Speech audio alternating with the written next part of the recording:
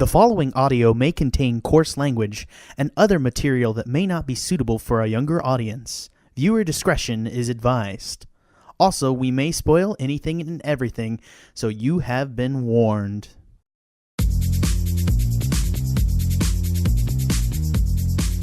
Hello, and welcome to the Save Point Podcast. We are here, as always, with Jack Newman. What's up, guys? Sorry, my mic's terrible this week. Oh, sorry, I'm getting a new mic, so No, look really. forward to that, gentle listeners. Hopefully, I know, and still now I pretty probably need a new mic, and it's pissing me off to no end. sorry, Jack. I'm sorry. Jack had a crazy, intense party. Doctors party hard, from what I hear from Jack. Yeah, they have people with food on their bodies. It's crazy. Oh, Whoa. Oh, like the No. living It's sushi actually people, less. stuff like It that? wasn't. No. It wasn't overtly sexual. There was women, and they would wear these table dresses. So it's Oh, really I know just what it's you're like talking a about. bodice, but it is a table. And then That's they pretty just cool. walk places, and then they're like, "Ooh, look at these cheese puffs on my butt bodice." And I'm just like, "Can I take this butt cheese?" Because it's literally what it is. It is a cheese plate on your ass. Yeah. Can I have a butt cheese? One, please. And she's like, sure, that's what it's there for. Oh yeah, I miss the days when the 50s and when it's they really had funny, cigarette too. ladies who had dresses made of cigarettes. Can't do Oh, that yeah. no more.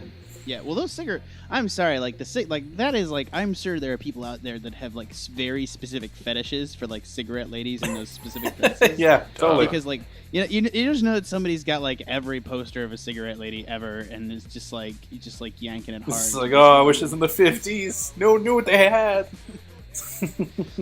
Ah, God. why didn't I live when I was a pirate? Well, you would have died in dysentery. Oh my god, why? At least there's a lot of pirate costumes. There's got to be a lot of sexy pirate costumes. You know what I mean? The sexy cigarette Oh, yeah, ladies. yeah, No one yeah. finds Of cigarettes. course. Yeah. That, and they did a lot of other crazy stuff. They had these dancers come out of nowhere and do these dances, which were actually super classy. There was an amazing jazz band. I don't know why I'm telling you guys about this party. There was also a milkshake bar. It was kind of random. Booziest milkshake I've ever had. Oh, of course. Because I thought it was a milkshake, and I just picked it up, and it was 99% Kahlua, and I was like, what? He's telling us about this party, Ben, because he wishes that we were there. This is He true. knows I that wish we- I was there. I mean, I wish you were there, but I worked it, dude. It was not a great party. That's for true. me. That's Oh. true. That's always a bit bummer. That's why I can't do there's weddings nothing- anymore. It's just a bummer. You're just everyone's having fun but me. Yeah. I mean, my favorite thing is when you do a wedding. I'll do a wedding as a favor. That's kind of fun because then the groom will come over and be he's like, "Oh, dude, you got a drink. That's enough pictures. You can just get plastered now. Come on, let's do it. Free open bar. Thanks, Get this man man. a drink." Somebody did that to me at their wedding, and I had kind of begrudgingly given them a free photo thing, which was I was okay, well, I'm not gonna do a great job. No, that's a lie. I was gonna do as best as I could, considering all because it was a shotgun wedding and stuff. And when I got there and I was getting done, he was just he's taking me over. He's like, "Give this man a free bar tab. Just let him roll as much as he wants." And I was like, on average I'd charge I don't know $700 for a wedding. So I was like, I'm gonna have $700 in drinks. I'm a terrible person. Ben, introduce Peter. Peter, how are Hey, you we were doing? talking about your stuff. I'm good. I'm sorry. No, it was fine. We were talking about Jack's adventures as a photographer and videographer. So that was it great. was 90% my fault. No, I've had there's someday I'll sit down and write my memoirs of stupid shit people did at parties. And I'll be the first to buy it, and Right? I will be the one who will do the only the person to audiobook. buy it. Hey, I'm gonna be the one who will do the audiobook, and it'll be glorious, and you know it. The audio, not even a print copy. Oh, Lord. There'll be a brutal. print copy, but I'm gonna do an That's brutal. audiobook too. My God. I mean, it's just I don't know. I would expect my friends to buy both audiobook and print copies. You have to. If someone writes a book, I say this now. A friend of mine writes a book, I will buy both. I'll buy the Kindle. I'll buy the copy. I'll buy the thing. I'm sorry. If they're a tertiary acquaintance Right. who gets a book published, I will write Yeah, that. and if I will someone buy directs a that. movie that I know, I will buy the Blu-ray and the DVD and the Amazon instant streaming. Help them out any way they can. So that way I can point at this. So that way I can point at the screen and point at that name and be like, I kinda know that. I person. know that person. Yeah. So, I am always terrible picking who should go first, so I went with random this time. This is random. I'm not picking favorites. Blame the internet. So first up, Peter, what have you been playing this week? Not necessarily this week, but more of as earlier this afternoon because it was released today. I was playing Telltale's Batman Episode 2, and I loved it. Shit got juicy as fuck. It was great. It was great. So remember how last time when I was talking about episode 1 and I talked about like playing as both Bruce and and Batman. His parents become involved as far as his past are concerned. Blah blah blah. Different shit happening. So you get to see more of that. You learn more about some of the things that his parents did. I thought this was going to happen in episode 3, but I'm surprised. But so I like that it happened as soon as it did, where you had a situation where it's like, okay, you need to go talk to this person and confront them, and you already got to decide, are you going to confront them as Bruce or are you going to confront them as Batman? And so like the second I was finished playing it, I'm already going back in my head being like, okay, like when I go back through and I play this again for my second save file. What choices do I want to be different? What do I want to say to this person? How do I want to handle the situation? Like because like even when I was playing it, I was just like, how can I do this differently? It makes me excited. That's excellent. That's excellent. Is it expanding any more Batman characters at all, or is it the same ones we've seen in episode 1? Definitely a lot of the same characters that we have seen so far. But I am enjoying what they are doing with those characters because this is Telltale. This isn't like DC Comics and this isn't Rocksteady with their games. This isn't the film. So I like what Telltale is doing with some of these characters, particularly Oz. Interesting.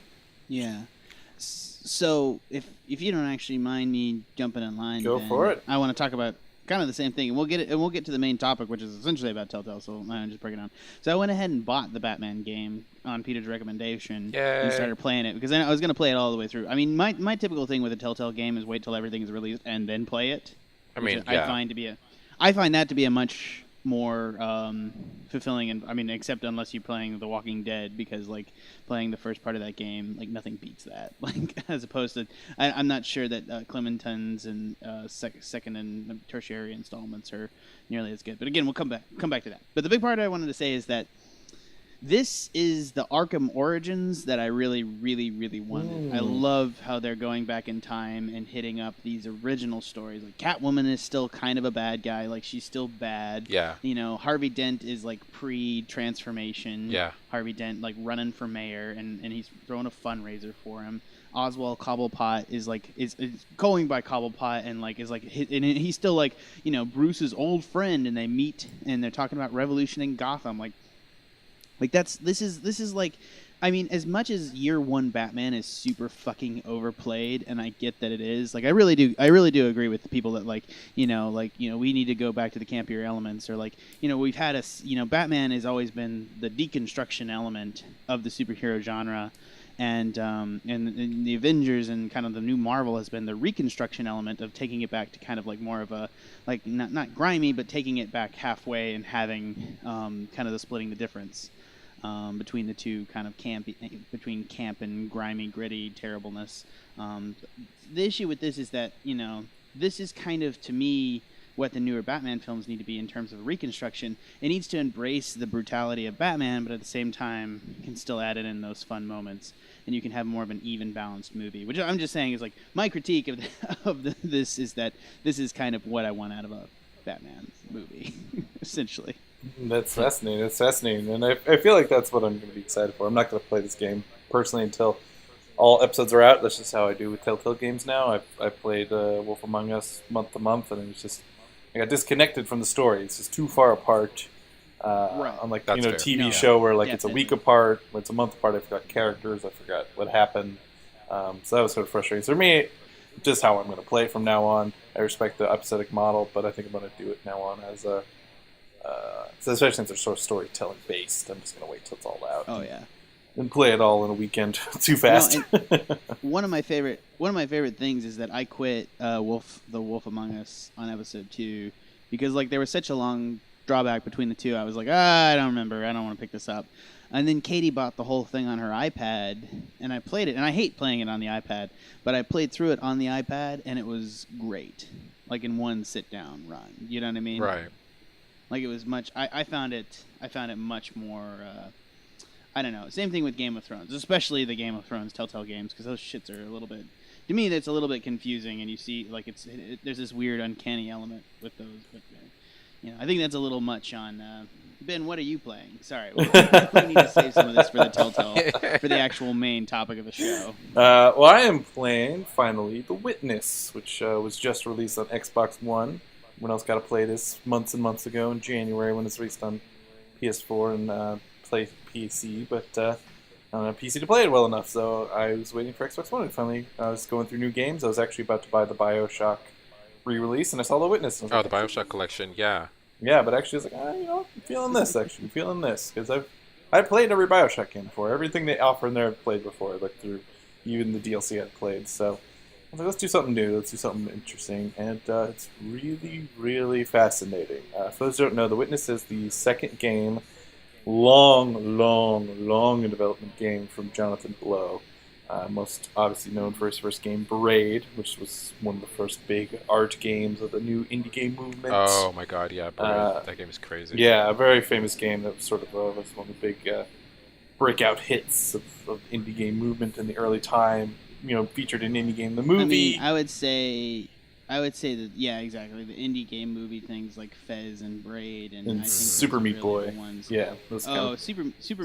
I mean, but of those games, Super Meat Boy is distinct because it's actually good. I think Braid's pretty good.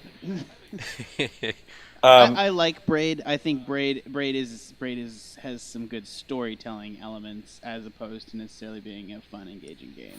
Well, it's a similar thing with The Witness, which I will say it's very interesting. The way he wants to. Okay, so the way to describe The Witness best is it's a mixture of Myst, Journey, and an iPad game, because it's this very interesting system where you interact with the world through all these panels. It's an open world game. You can walk anywhere in the world other than where you start. And basically what he's trying to do is something that they talked about in Super Meat Boy, where you don't get any tutorial whatsoever. You don't get any sort of tutorial, no puzzles ever explained to you. But he does a good job of saying when you get to an area, you go like, okay, this is clearly the area we're going to learn about what the black and white squares mean in the panels and how that works. Maybe you counted that early and you tried to figure it out and it didn't quite work, and so okay, I gotta go find where the tutorial section is. And then he'll do a nice little thing where it's like, okay, you've done this right, well now here's a new element, and you'll notice it doesn't work. So how do you fix that one? And that's what makes it really interesting, but also makes it really, really tough sometimes. There's one type that everyone calls the Tetris puzzles, where basically you have to put certain objects that fit together, but you can't actually see them, because again, each panel, basically you draw a line, and it's like a maze, and you have to fill out certain maze lines. So like, you have a square, it's always a square with certain things. Sometimes it's like, there's little dots, so you have to make sure the line goes through all the dots and makes it to the thing, and obviously you can't reconnect, or, like any other maze. Or sometimes you have to draw a shape with your line, or sometimes you have to separate colors from each other, or sometimes you have to have only two of each color, and then like you learn these little things, but nothing's ever explained, nothing's ever sort of given to you. And that's one thing I do love about it. It's very much a thing that you could go through in an hour, probably, on IGN and just have a picture. I've seen the walkthroughs because I've cheated sometimes because I just didn't get the puzzle mechanics. And that's the problem. Sometimes the Tetris ones, I just didn't get how they work. And my brain, I feel dumb because my brain doesn't work like that. I think my brain doesn't quite have the ability to make shapes in my head and make them all like fit together without them existing. So there's some puzzles I'm amazing at, some I'm just terrible at. So there's definitely a case of sometimes I've had to cheat just to understand how the puzzles work. So I kind of respect the fact that they don't tell you at all, but it's also like, if you just don't even get how they work in your brain, it's very frustrating. Well, it's like point and click adventures. It's like, Monkey Island. Like, sometimes it's just like, oh, I just didn't think to rub these two items together. It's It's sort like, of. It always makes sense for once me- I've seen the solution. I just think my brain. No. I disagree. I mean, I'm not disagreeing with you. I've seen some of these. I've seen some clips of this. My point is just that, like, the distinction here is, like, the difference between good game design like Portal and bad game design like with like other puzzle games. And I'm not saying this is bad game design. I'm saying, like, everything, like, Portal has this great moment is like, why didn't I figure out that after you figure it out? And that's great, and that might similarly be happening. Like, it's clear, but you're still like, what was making it unclear was the game mechanics.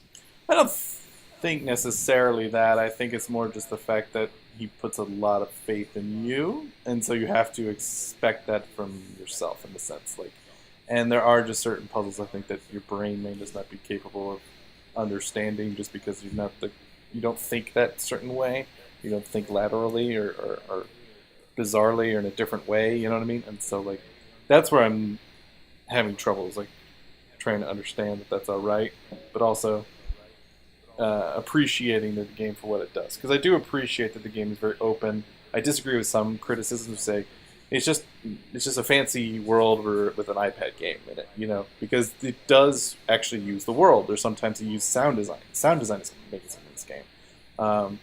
Sometimes you use sound to fix something. Sometimes you use perspective. Sometimes you use like a top-down, like the way the world is laid out. Like, for example, one time I went through, there was like 4 actual hedge mazes, and the way the hedge mazes were laid out were the ways you had to solve a puzzle. And you had to think about, okay, what was in this maze that wasn't in the other ones? How would I solve the maze based on this, and things like that. So I appreciate that the game actually is more open. It gives you a lot of opportunity to understand itself, but because it's open, you're going to just sometimes end up going, oh, that's a cool door, I want to go in there, and there's dots and colors and it's cubes, and you're like, what the fuck, I haven't seen any of that shit. And so, like, you do have to sometimes take a breath and explore. And so it's one of those things where it's like, it's not linear, it's so unlinear that it can be challenging to a lot of people. And I'd say, like, it's worth doing, and it's okay to cheat now and again.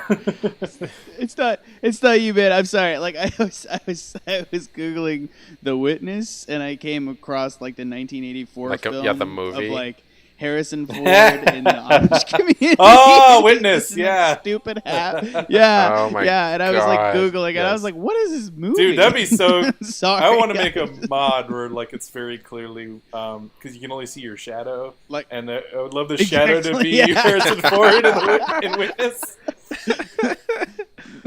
Danny Glover's always running around He's trying got to kill ice you. cream on his yeah, face. great. Yeah. Make that into a game. That'll be great. Yeah, let's have Witness. Danny Glover just trying to kill you. So yeah, Jonathan Blow's a fascinating guy. His next game sounds like it sounds like the equivalent of an Orson Welles project. It's like so beyond reach that it's insane if it'll ever be happen. So I appreciate his tenacity, but he's one of those interesting guys. I mean, he wants to be the artist of the industry, and I don't know. Witness is a great game, and it's definitely one I'd recommend. But its barrier for entry can be tough for some. So I say it's okay to leave a space and explore and go to other areas and cheat once in a while. Try not to cheat too much because you'll feel hollow inside. But every once in a while, I think it's okay.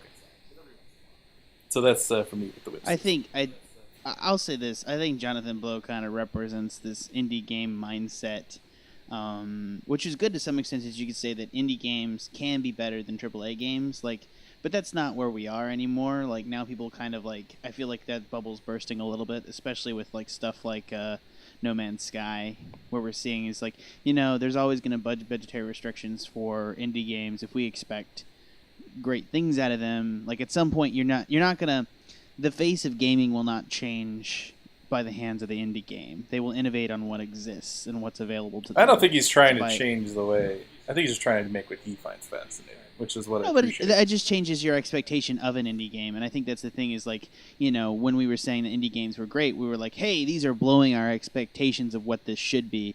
Now that it's gone, I think that we need to like, I think like, there's such an arc here in the projection of like indie games and coming out. It's like we've gone from indie games being kind of like, oh, you play it on your phone, fuck it, because like when the mobile market kind of I mean, the mobile market didn't collapse, but let's be honest. There are 4 or 5 games on the mobile market pulling in all the money. It's not a healthy marketplace. Right. And game design has been really, really stagnated on it because of that situation. Like, I'm sorry, like people are like, oh, touch controls are just never going to work.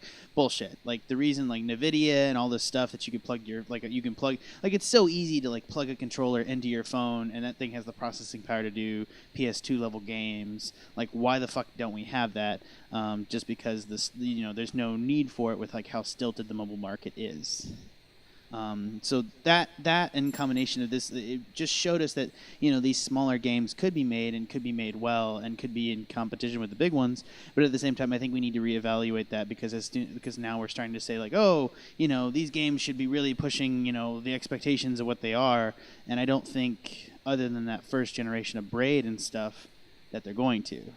I think it's always be innovation. I think it'd always be innovation in terms of just content or style or like any films, like technology. Film is going to progress. It'll always progress, but I don't think a major like XBLA arcade like in those days, like especially what the movie indie game is talking about. I don't think that like I don't know, was it like 2012 or so, like that sort of like script flip is possible anymore. Well, The Witness sold more than Parade did in its entire first year. It sold more in its first week. So like I do think there is still a market for these sort of auteurist ideas. I'm not saying they're going away. I'm saying like kind of. I'm not sure what you're saying, honestly. I'm not sure what your message is. No, are you talking about? Are you like trying to say like as far as how innovative they are in what they present?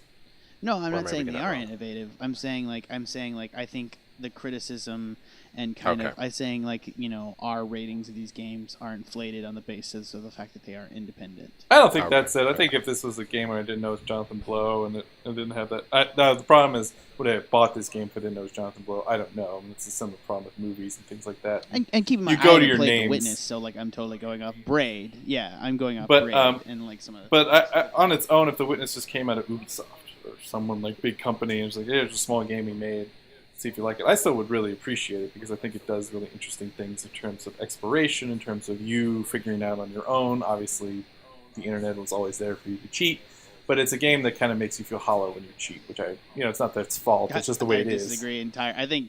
I think that's super naive. No, and then I really don't mean to. I'm really not trying to be mean here, Ben. But like, I think it's super naive. I think if this game came out of Ubisoft, it would be criticized up the ass. I think the response would be entirely different. It wouldn't be from me. I'm saying that from my own perspective. I don't know about gaming critics, but I mean, like, maybe if it came out of Ubisoft, if it was just a small game coming out of Ubisoft, you would not have played it. No, but if I had played it and someone recommended it and it got good reviews and someone's like, "Hey, play this game. It's from Ubisoft. It's interesting," I would have liked it a lot because I would really appreciate what it's doing. You're assuming off this kind of this idea that people would take it up and that, and I think that's like a pan thing. If it comes out of a AAA developer and it doesn't have kind of this mystique or kind of this smaller game development cycle, I think it does kind of. I don't think so. I think good games rise to the top. I think people care about where games come from. No. Oh, absolutely. Like I mean, but then Spec Ops: The Line would have millions of downloads and would do all the things, and it's an amazing game, but it did okay. Which game? But it didn't rise to the top. Spec Ops: The Line. Okay, yeah, sometimes it does happen. You're right, but I mean, Spec Ops: The Line also was saved. Don't tell me. Spec Ops: The Line had a boring. Spec Ops: The Line had a boring marketing campaign and a boring cover, and it was only till game critics pointed out, "Hey, this game's really interesting. It has good story. That's why it sold well." They didn't even point out the reason that the game was interesting at the time. No, I'm just saying, like, and that's the thing is this marketing is different. It's done on kind of a word of mouth. Hey, Jonathan Blow made this game before. Do this. Like, it's got no marketing campaign. The Witness, it has no real presence, and that's because online. he knows he can rely on Spec Ops: The Line. himself. Spec Ops: The Line actually had commercials. Right. Like, I mean, it had boring commercials, but it had commercials. So I still don't understand what you're trying to say because ultimately, like, again, I would judge this game on what it is. And yes, I played it because it's Jonathan I'm trying Blow. to say that what you said was stupid, like saying that everything rises to the top. I think they do. People talk about Spec Ops: The Line because it's state. Of course, there are some things that don't work because of marketing or because of research or because of things that happen. This happens with people movies didn't all actually the time. play it. Mad Max didn't do well, and people still talk about it. This happens. This is what happens. Mad Max did okay. It doesn't matter. Like, You know Mad what Max- I mean? Mad Max didn't make its budget back. And after marketing and everything, things don't always make money because they're good. Things happen sometimes. I don't understand what you're trying to say. No, you're saying that, like, oh, the best games will always rise to the top, and I'm just like, clearly that's patently false. I mean, ties to the top in terms of culture, in terms of likability, in terms of things staying around. In terms of Okay, well, people you need to playing. distinguish that. Like, That's what I am saying. It that's stays an the whole entirely time. I different- don't know what you're arguing about. No, you weren't. You didn't say it right. Like, and our listener is just as confused as I am. I'm confused sorry, because you Ben. started never this said weird rant in that I terms of understand your culture point. and what's good. No, that's different. That's saying like what like generally game critics will find the best game, and not to be offensive, but like That's what you judging were off, saying. like, You were the saying it first wouldn't week get good reviews if it came out of Ubisoft or something like that. No, I'm saying you wouldn't review it. Period. I'm saying Well, people they would wouldn't pick review it. up, I mean, they and always it have doesn't to even review get the big same things like that. review cycle. Like, no, I'm just saying like there's a different sort of like interior culture of reviewing that goes on here, and I'm saying that it's not always fair. Like clearly to me, Well, like the same review with, like, cycles anything and with review movies or culture anything like isn't that. fair. I mean, there's always going to be that problem. Like if a movie Of comes out course from it is, but just A24, like if you're gonna make a broad statement like reviewers as general are usually right, I'm like, no, that's not what I was reviewers saying. are When wrong did I all the say fucking that? time. I don't even know where this Because you argument said came that from. the best rises to the top either, and it has to either be in terms of critical reception or it has to be in terms So of saying monetary in terms of reception. critical And I'm reception. saying in either case, that's wrong. Sorry, all right, we're I don't just arguing for understand argument's what sake. you were We're arguing just not about there. I'm misunderstanding. so confused what that was even about. All right. Cool. Let's You're just- confusing me because you're not making sense. You're I'm not just making sense. You saying. started this thing and it didn't make sense. I don't know what the hell the conversation was about. Whatever. I didn't. Ben, you All of a made sudden you came in being nonsensical like, statements. Let's go on to it was news. so weird. I don't Whatever. understand. Oh my god. So, coming up on the news, like for that Steam's digital homicide, or Steam shut down digital homicide this week. Finally, after a long fucking time, they haven't decided to do anything else for quite a while in terms of closing down all these things.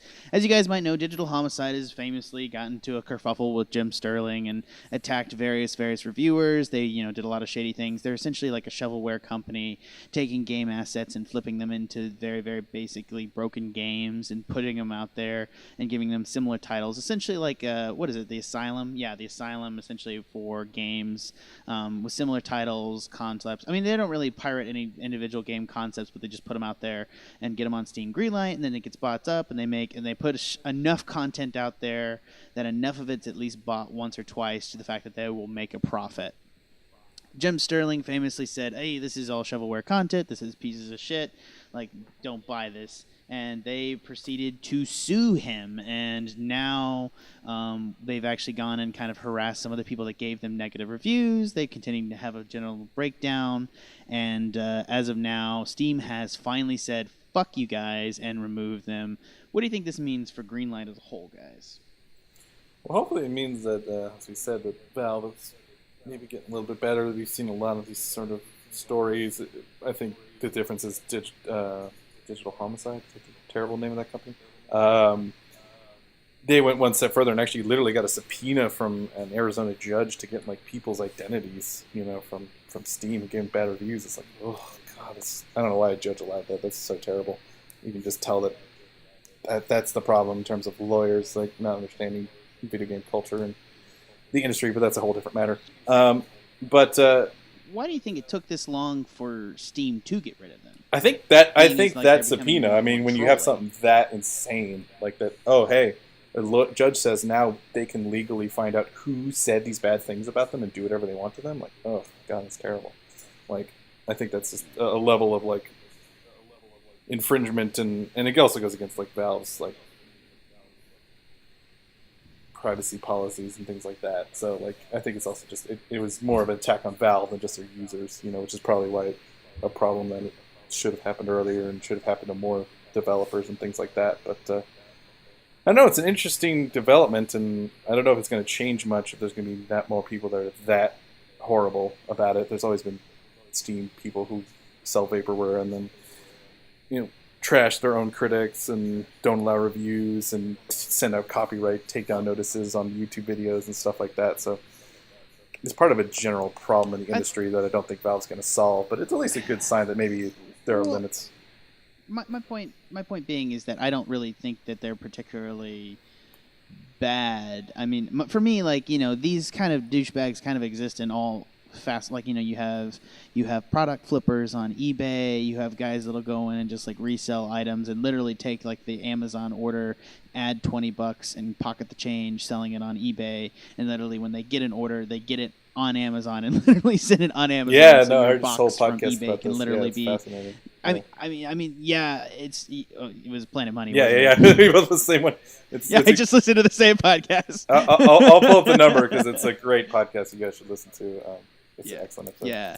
No, but the big thing about them is that, like, I think that this kind of bullcrap is going to exist in industry. It's the industries. I mean, I'm not really one for kind of regulation, but this is kind of the thing is like people are going to find way to exploit systems, and and as much as these guys are particularly douchey, you know what I mean? But they're not the root cause of the problem. Like these two are just like guys that are gonna go be douches to everyone. And well, it's like the guy who what they realize is that it's like the guy who bought up all the AIDS medicine and then raised the price 100%. Like we can all clearly be like that guy's a huge cunt, but like the root problem of overpriced medicine is still a problem. You know what I mean? I can see you're saying in that similar way. Where it's like, okay, taking that die down doesn't mean we've solved the problem of overpriced medicine in America. I mean, and it's a similar thing. Is that what you're trying to say? Like a similar thing? Medicine in America is a huge conversation. I'm just giving like a weird, like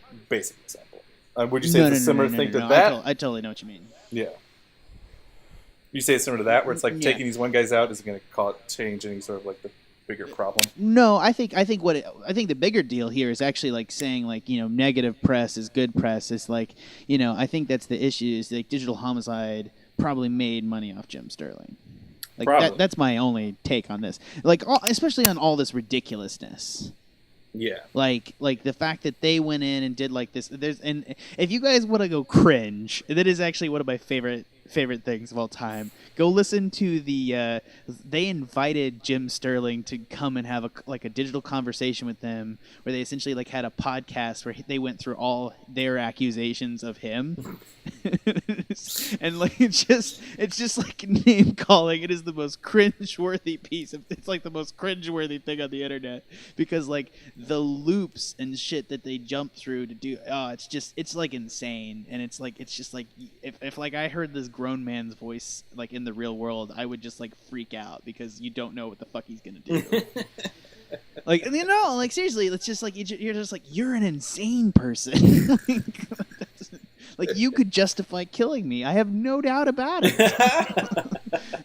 I mean, I think that's the thing is for me, like being that insane, like my only like having listened to that, my only explanation is that these guys are trying to drum up controversy to get people to like, oh, we're gonna go review these crappy games, and then they buy them. Like I'm pretty sure since they don't have to do enough throughput on the market to make money, they're just trying to get people. They're flipping it as fast as possible and get people to buy it. Like the reviewer population buying their games, which everyone did and reviewed them on YouTube, is probably a big market boon for them. That's interesting. My thought process. Will we have a Sharknado of games in the future? That's what you're saying. Will we have things made so cheaply that people all play ironically to hate on it? That's an interesting possibility. No, that's the thing is because Digital Homicide, like go just and I don't know how much their sales are. They I doubt a company like this is ever going to release it. I don't even think that they have like a proper sales graph of like what unless Steam generates it like for them. Like I don't even think they probably know like how many games they've sold or like how much money they made. But like I mean I'm sure they know how much money they made. But I mean like the idea here is just that like they've made money by putting out crap and trolling reviewers and creating this cycle where people hear about them. No, I could see that being the case of them being the Ann Coulter, the Sharknado, the whatever hate. You use hate to sell product. I guess system. Sharknado. I get what you're saying. The Ann Coulter was for me a better reference. Is right, because Sharknado is not sinister. It's like a pretty harmless thing. Yeah, exactly. It's like Ann Coulter is a terrible person. Sharknado is more just there. Yeah. Sharknado is like employing people and paying salaries. And, and Coulter's just like, you know, I don't know, inflaming anti-Semitism and anti-black sentiments and anti-immigration. Yeah, you're right. Like, You're right. The gulf is much bigger than I've. yeah, like one is Satan, one is just it's this thing. It's this thing. It's this thing that we agreed in society not just to admit exists. Unless you want a good laugh. Yeah, I don't know, man. Like, especially when there's like 3 of them, I just can't. They're too can't hack it anymore. They're too on the nose, man. I need my bad movies to have passion. They think they're making a great movie, like, you know, your Birdemics, your Neil Breen films. Those are the ones. Those are the ones you gotta treasure. Amazing. Those are the ones you gotta treasure. Yeah. Moving on, but any last things, like, what do you think is Steam's response here? Because for me, like, this is a continued, because I don't mean to make this all about Steam, but like, for me, that's who's important. Like, I feel like, you know, these guys are hilarious and they're trying to be hilarious, and that might be what they're trying to do here. But like, more to the point, like, I think like more people are going to follow in their footsteps, and it's worrying to me that, like, especially with the CS:GO gambling stuff that just happened recently, like, Steam really is late to the fucking party in terms of like enforcing their own fucking rules, like, totally. Until it's like a huge hubbub. Well, that's what happened. And my thing is, like, with the sorry to interrupt real quick. I'll just quickly say that they announced like, oh, you can't allow 13-year-olds on there, and everyone's like, oh, wasn't that always in the rules? Why are you telling us this now? As in, this shouldn't be right, like something you've been supposed to be doing since you started. So why make a big announcement? It's like they want to be everyone's cool uncle and not enforce anything. Yeah, we've mentioned this before. Yeah, they need to be the dad, not the uncle. Yeah. Peter, you say something? No. I was just gonna make a comparison. Like when Ben said, "Isn't this what you were always doing?" It's like when McDonald's like a few weeks ago had the commercials like our chicken nuggets have real chicken. It's like, well, weren't they real chicken before? Like, what does this mean? What the hell have we been eating? Yeah, we have no idea for like that. And like Grant Imahara talking about there's no pink stuff in this. I was like, yeah, but there's E. coli as shit. Like, and he goes in there and you're just like, oh, Grant Imahara, you just sold your soul, didn't you, dude? And he's like eating a legitimate Big Mac, trying to look happy about it. And I'm like, you can't do it.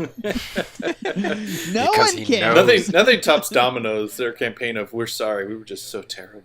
We were just terrible, and we're better. Trust us, please." Like, that's just like the saddest breakup you've ever had. Just like, we know we made a lot of mistakes. The sad part about that is that Domino's got like legitimately pretty better. good. It's like, they're actually legitimately better than Pizza Hut now, in my book. Yeah, and that's one of legit. those funny things. I was like, this is still a terrible campaign, though, like, from like a marketing perspective. Like, I'm just like, yeah, we sucked. We used to suck. We don't suck now. I was like, yeah, but like, what? Yeah. Moving on to our second story tonight, game delays. So we've talked previously. We had Final Fantasy was delayed, Final Fantasy 15, and The Last Guardian is also delayed to I think end of November, beginning of December. So Last Guardian doesn't exist, right? Like it's not real. Like, I just can't accept it's ever gonna happen. I mean, this is honestly, it pretty much doesn't. I mean, it does, but it doesn't. I've been hearing delayed I'm not since I was like 12. That the game like, exists. It's so long now.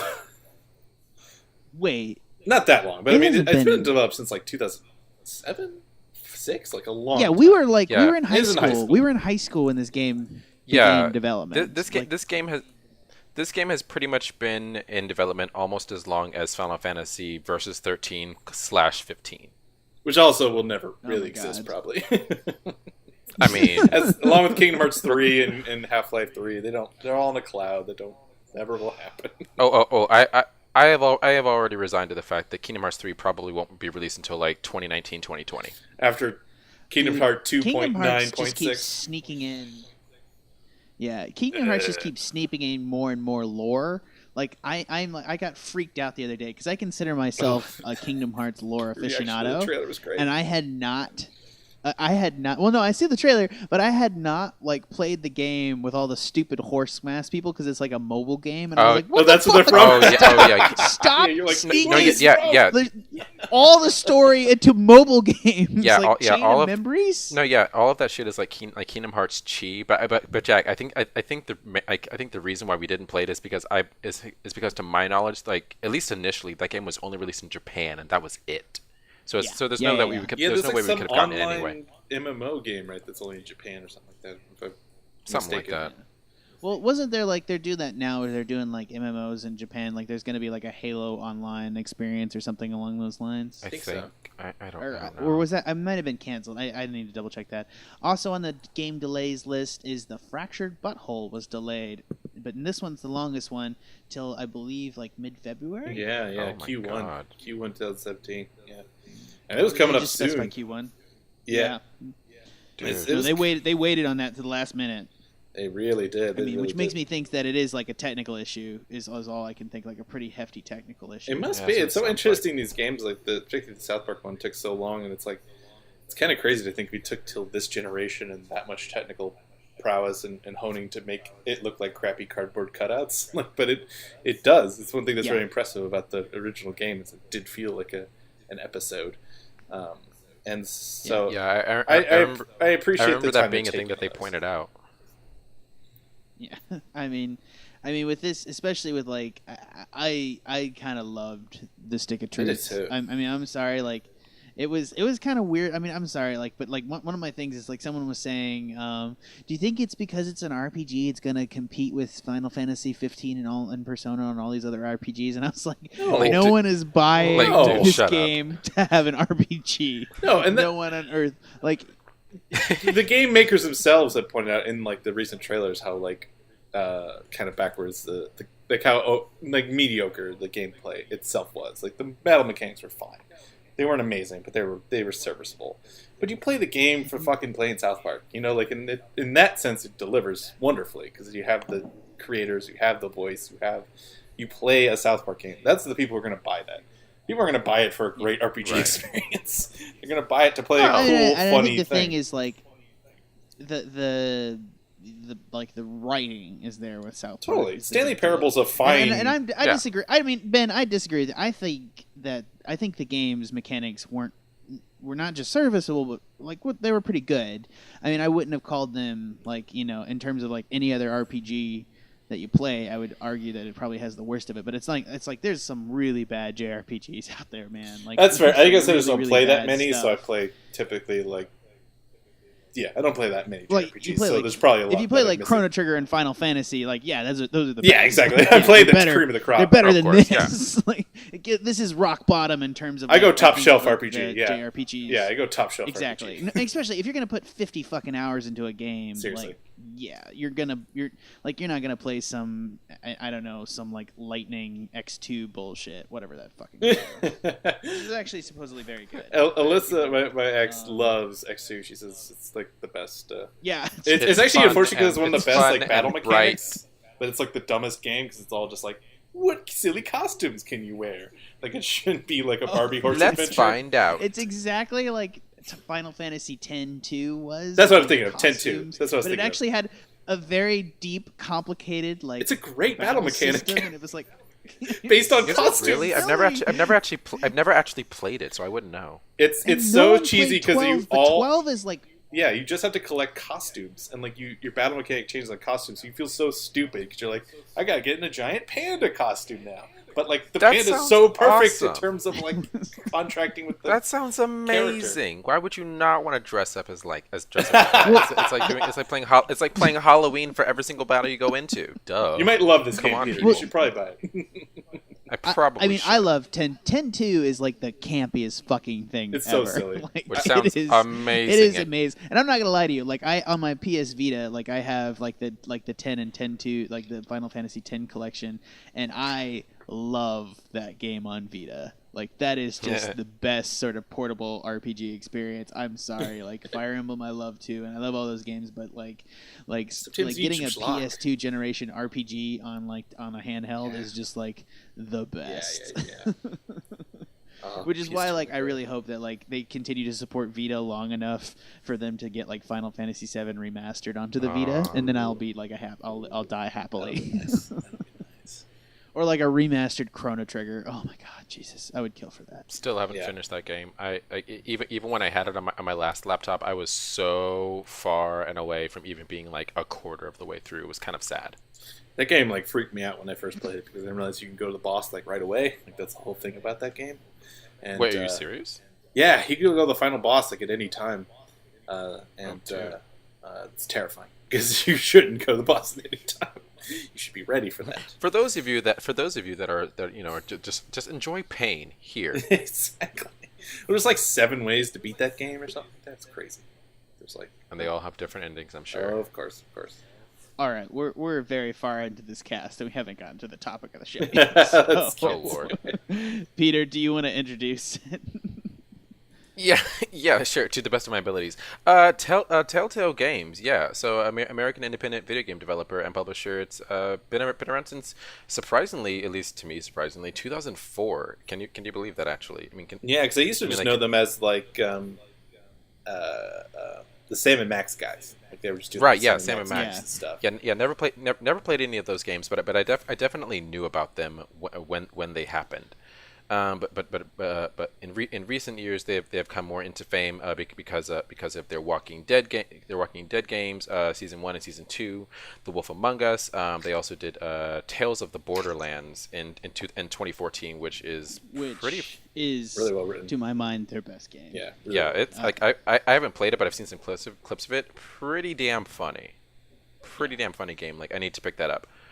They even did Game of Thrones and most recently Batman the Telltale series, which we were talking about earlier because it's being released more or less episodically as we speak.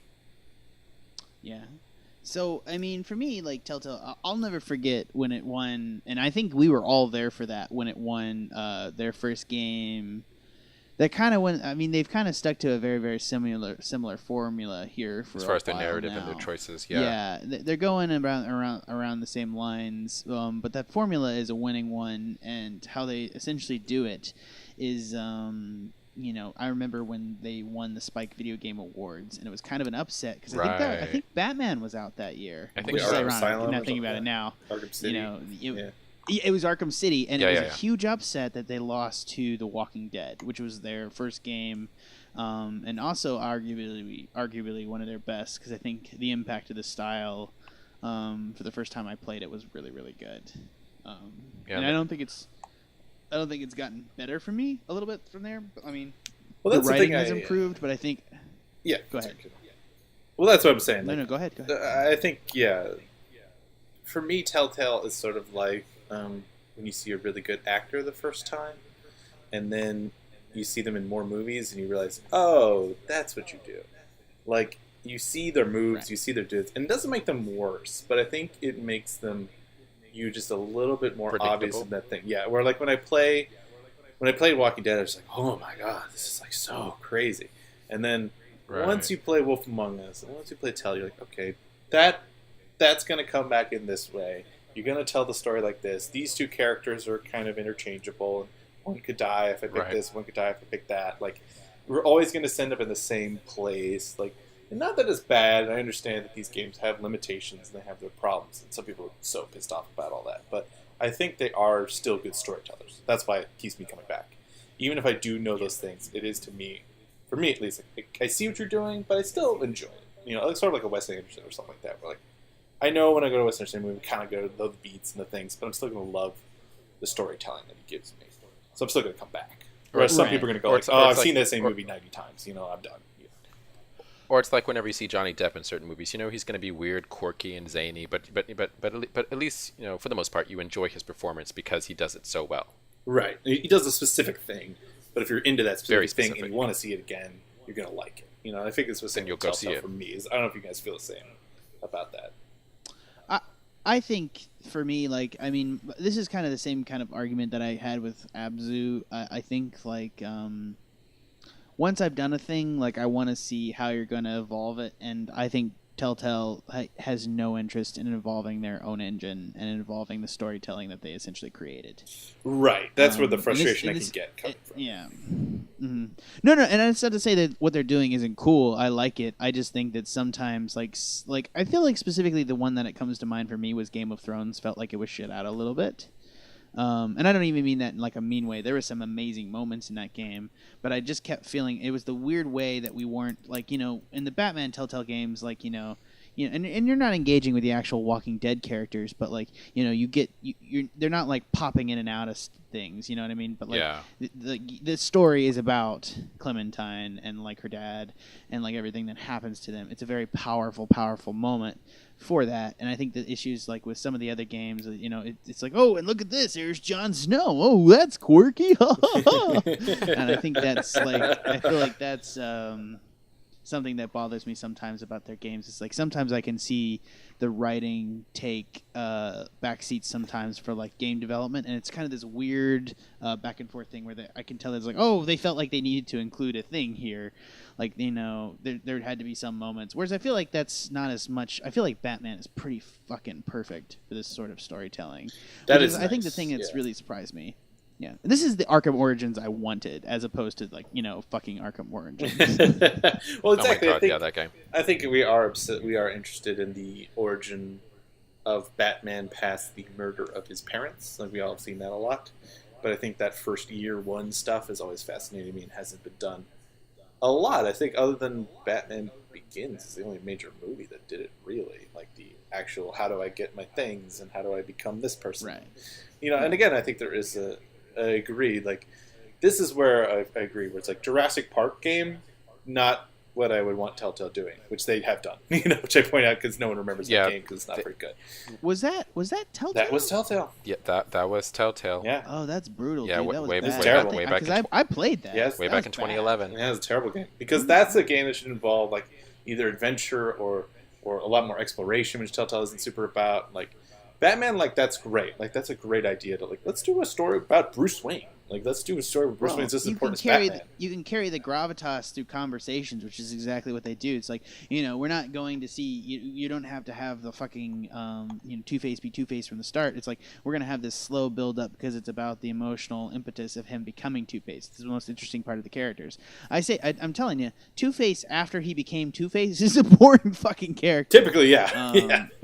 No, exactly. And I mean that's the thing is Yep. I feel like the beginning portion of where they're smart and that they start Batman at the most interesting time in his career. Like there's two most interesting time is like old Batman about to quit and young Batman just starting. Totally. Yeah, the young middle Batman competent Batman I've never found to be very interesting, not to be offensive. Yeah, well, it typically is more like episodic Batman. What's he up to this week? Yeah. Whereas, like, the Joker showing up and doing his thing for the first time is interesting. Whereas, like, I really, really hope the Joker is just not fucking involved in this game. That'd be crazy. So do I. And I really hope it doesn't happen. Yeah, I could see them teasing it maybe for a second season. I would be fine with that if they kind of do that. Where it's like, okay, sort of a Batman Begins sort of thing. I have no doubt he'll appear eventually. Like, there's, if they can keep it running, totally, he'll show up. Totally. Of course. I'm just very excited. Like, don't tease Two-Face and the Penguin and then not follow through on those being the best. Or how about just what if it shows the Red Hood situation, like, and you're in the chemical plant, all of a sudden the Red Hood happens. Like that would be really cool. Yeah. Well, it's too early for the Red Hood to. You mean like when the Joker becomes from the original? I was talking about like the Jason Todd. Yeah, that's right. He reused him. Yeah. I meant like the that's what I origin Red Hood. Right. Yeah. When he comes in wearing like basically a red cylinder on his head. Yeah. It would be amazing if it was just like very, very lightly alluded to, and everyone's sitting there going, "Oh!" And that's what you can do in a game like that, which is really kind of cool. Again, like that's what I like with Telltale, because like with an Arkham Knight, I actually did like the storytelling of Arkham Knight, but you can also tell like, well, we made a tank game, so we gotta have a bunch of fucking tank missions. And it just gets old, even if you don't hate it. Especially if you hate it, you're gonna drive you nuts, And there's a difference between I actually probably argue that Arkham Origins. This is a super unpopular fucking opinion, but I think Arkham Origins is better than Arkham Knight. I have not played it, so I can't say, but I like the storytelling in Arkham Knight a lot, but I can also agree that there are huge problems. So, I mean, they do some things better, like, and they have like these moments, like no one ever forgets that, what was the man bat? It's a great scare. When you like It's a popped great it on the scare. roof. Oh, yeah. That was probably like that was a I shit my pants. Wait, Like, that's the kind of design. Wait, wasn't that Arkham? That was Arkham City, wasn't it? No, it's Knight. that was Arkham Knight. Yeah, that was Arkham Knight. Oh, my bad, my mistake. Yeah, Man And also just the way they. Man-Bat was alluded to. Go ahead. Oh, and just another small thing, where the way they did the Joker, the way they had him in his brain in like small little areas, and you just be walking around, and all of a sudden the Joker would be on this little like ledge talking to you and taunting you. Like, that's awesome. That's just great storytelling you can only do in video games. That's what I mean in terms of storytelling, and more than just like even the plot's I kind of think not for great. me, like the only reason about like, the Arkham Origins bit when the Joker showed up was just so fucking annoying because we had done Joker for so much of the other games. Like, I like Black Mask. Let's actually talk about Black Mask. He's an interesting character. Exactly. Yes. Like they didn't have the balls to roll it back to that lineup of villains, which is really what I wanted to do and make it more storytelling focused, and they just didn't do it. And I like everyone's always talking about like, oh, how Gotham City feels lifeless, and I'm like, they didn't have the engine power to do it at the time. Like, I'm cool with that. Right. Right. Like, they didn't even really have the engine power to do it in Gotham Knight. I mean in Night. So I don't know what people are like upset about. Like Gotham City at night when people are trying to kill everyone. Yeah, like it'd be somewhat deserted and there's gangs. I don't know. It makes even more sense to me than Arkham City, and to some extent. Totally. So Sorry, we're talking about the Arkham games. right. So let's go back to Telltale. What do we feel like the future of Telltale is? Because it feels like there might be a point where enough people like you, Jack, just are tired of how it's the same engine, it's the same mechanics, it's the same thing. Do they need to take a huge risk and do a game that's completely different and challenging, or maybe even do it with like a Walking Dead where they know they're going to sell and people are going to play it? Or do they kind of stick with this that's working well enough for them?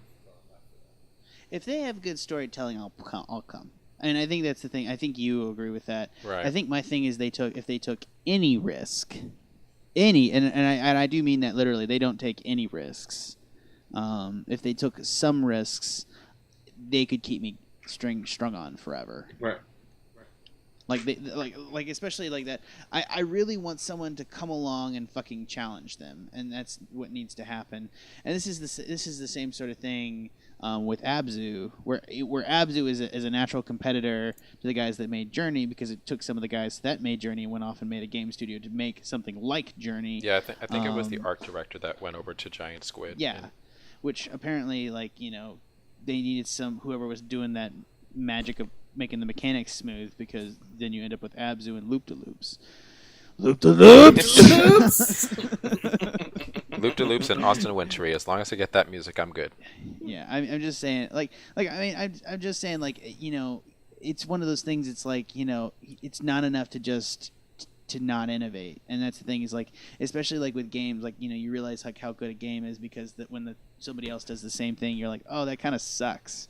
And I think that's the issue is like, I'm worried that people have like tried to breach into this sort of like storytelling market, but no one really fucking has even tried.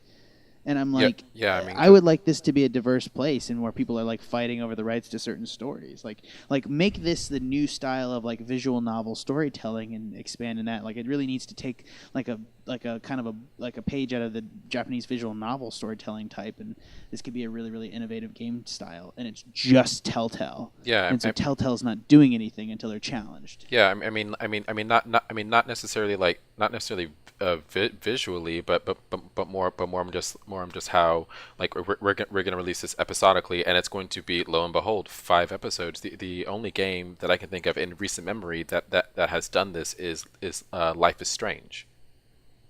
Right, and Life is Strange, I think, is a challenge to Telltale, because I think they it did is.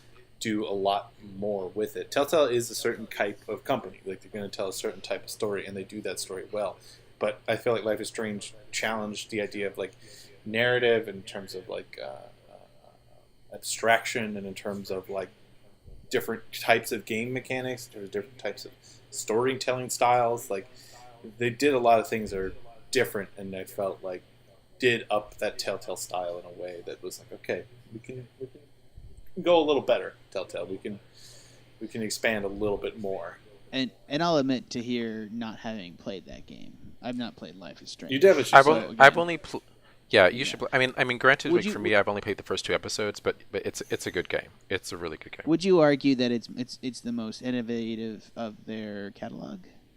It's not Telltale. It's a different company. No, that's what I thought. I was very confused for a moment. No, Oh, we're yeah. just saying Yeah, in terms of It's like a different game. Someone did something like It's like Telltale, a in terms of a competitor. storytelling game Yeah. with very little. Yeah. It's a Telltale model that's storytelling. There's a little bit of interaction and playability, but it's mostly storytelling and decision making. And I think they did a lot better in terms of like really pushing it. Even though it does have the Telltale problem if it gets to the end and it's basically just one of 2 choices, but it's still, I think, just pushed it a little bit further, a little bit darker, a little bit more interesting, a little bit better written in a way that I hope Telltale looks at and goes, okay, we can up our game a little bit.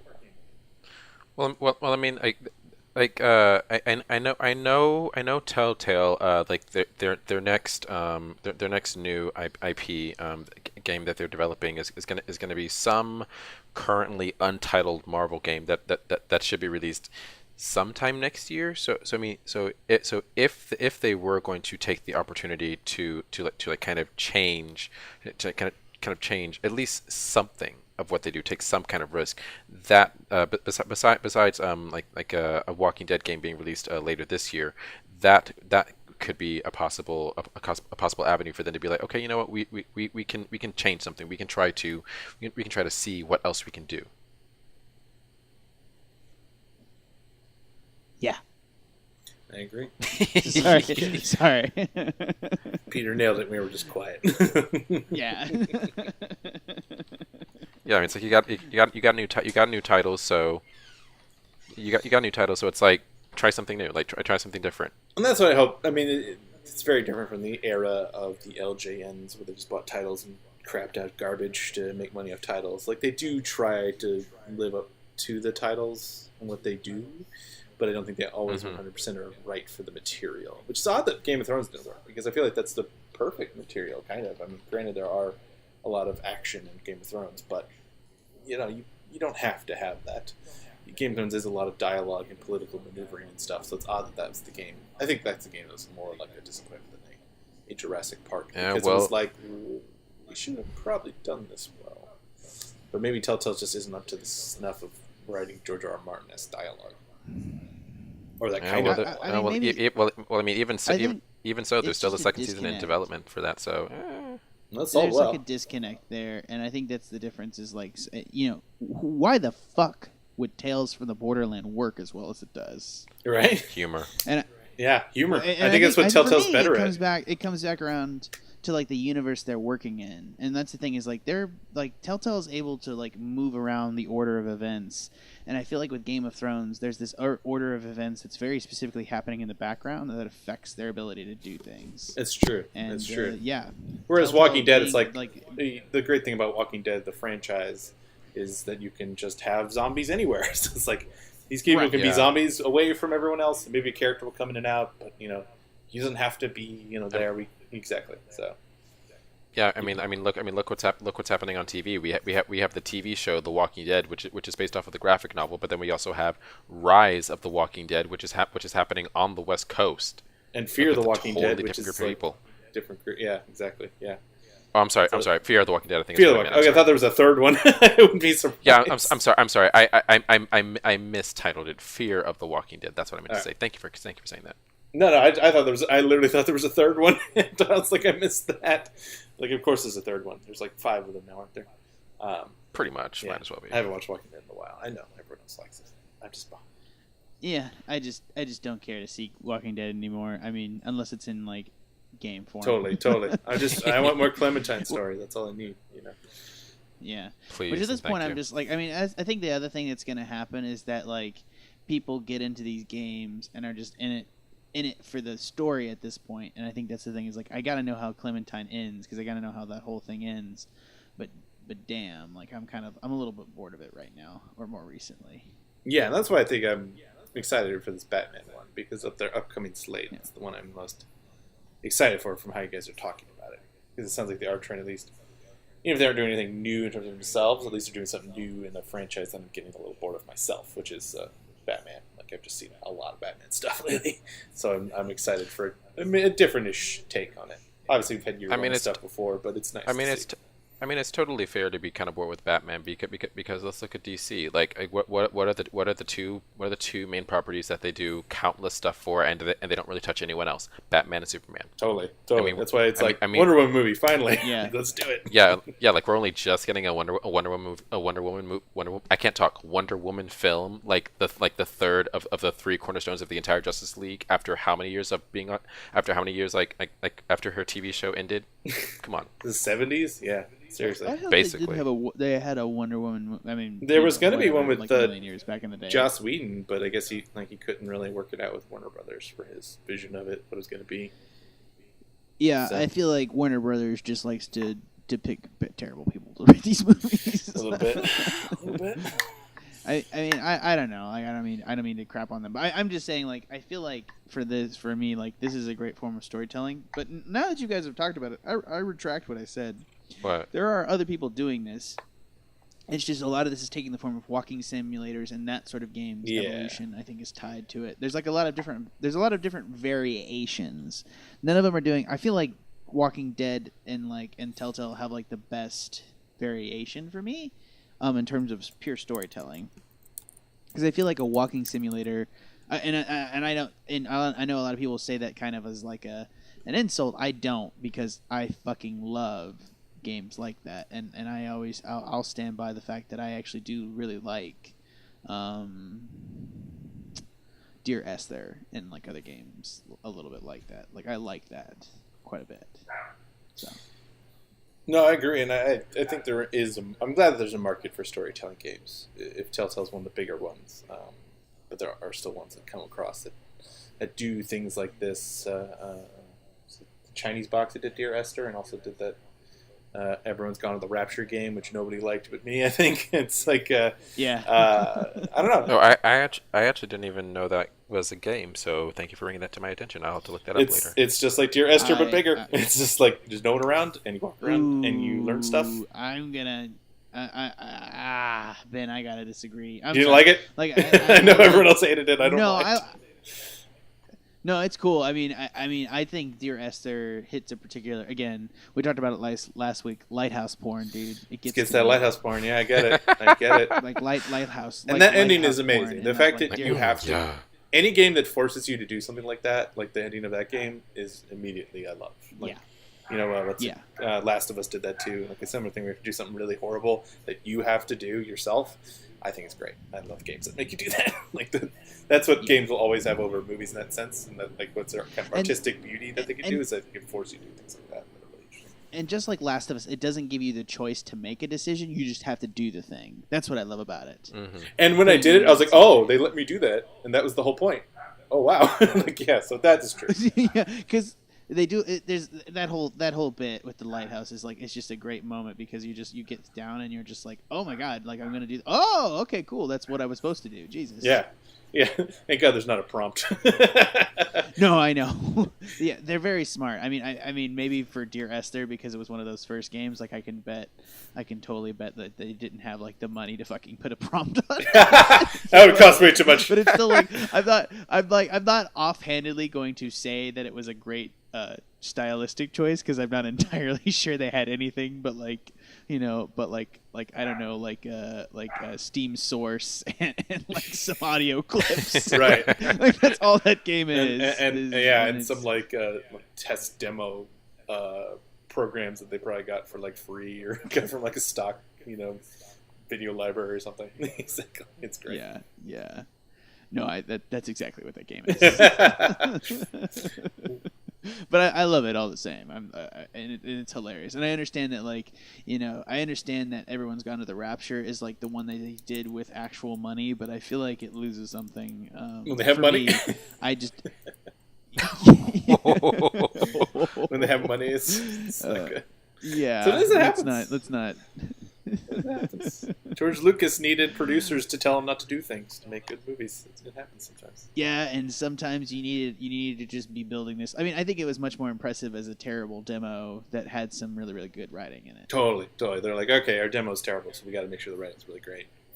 Also, like when I think I picked it up for $2.50. Like it's a perfect $2.50, dude. My Exactly. God. Dear Esther is for $2.50 is like the perfect experience. Like yeah, it's like you know, like To the Moon and for like $2.50, $3. Perfect. Like it's great. Yeah. Oh my God. Yeah, I can To do the that. Moon. I would put more money to the moon. Fair enough. That's fair. Yeah, I mean, It's got at least a very good going score, so that gives it another. Yeah. Oh yeah. Especially like the editions that lets you that have the album to automatic download as well. Like totally. Oh yeah, because you're gonna want that album. You're gonna want that album after you watch that game, and then cry. Oh yeah. We're way off the rails, but all right, you want to close this out, Ben? I think it's time to close this out. All right. This is a fun one, a bit of contention in the middle, but I think we're all good. We all love each other, right? We're all happy. Yeah. All right. Well, I'll just go drink and. I'm teasing. Cry into my booze. Oh my God. Tears open up the scotch and really gives it some. No, I'm just kidding. They add like ice. Don't you dare put ice in scotch. I won't let you. I'll kill you. I'll go to your house and hit you if you put ice in scotch. I won't allow it. Damn. Well, then you have a long way to travel, like half the country. Go for it. It'll make me show up at your house, but I'll hit you. Just be like, Ben, what are you doing here? Boom. No! Stop it! Look, we're Scotch snobs at the very least, alright? If I'm going to pay $80 for something, it better be perfect. So. And that is why I'm not a Scotch snob. I don't have that kind of money. I'm sorry. I know. That's why I sent... Jax could tell you, because I went to a place that had amazing Scotch, and my dad was paying for the dinner, which means I want to get the nice Scotch. And I tell him like, help! There's too many! I want to try one. Unfortunately, the waitress. I think before I could get Jack's. she had a good suggestion. Yeah, it's always hard to do that sort of suggestion, and they're always upselling you or something that's unquoted that month. But at the same time, it's like it's really hard to not take it. Totally. There's so many choices. Like they're nice, and you're like, oh, now I'm a douche if I don't take what you suggested. Oh yeah. Oh god, it's terrible. It's terrible. Yeah. And if you ask for money, like, because they also know if you ask how much it is, they're like, shh, you ask. Why are you here? Yeah. No, like, so did I ever tell you I got screwed at a dinner one time? Ooh, that's really? What happened? I got recommended. I was like, "Oh, do you have any port?" And she's like, "Oh, we have a special." And it was that, and I was like, "Oh, it's special, cool." And I'm thinking maybe maximum. Like, let's say you buy a really, really nice port, like maybe maximum like $20 totally. For a small little glass of it, right? Yeah. Right. It was like $35. Ew. For like this tiny glass of it, and I was just sitting there like, I don't understand like why you recommended this. Wow. Like I just like even a cocktail is like relatively $12. I feel like you should warn somebody if you're like 3 times that. You should look their age and kind of ask what they do for a living beforehand, and then kind of judge. You'd be like, hey, I just have some questions first. Yeah, are you a 25-year-old oil man or a 25-year-old film editor? Because there's difference. You know what I'm saying? Yeah, I know. Like I think it was like, and like that's the thing is like I feel like I look young, but like I was just like in a bar with like a girl, and I was like, come on, like, and it was like a super super nice bar in downtown DC. Oh yeah. So like and it was super classy. But at the same time, I was like, yeah, $20, sure, like if it's DC, whatever, I don't care. But then I was like, seriously, it doesn't even come up. Like, it's like double what is like socially acceptable for one cocktail. Do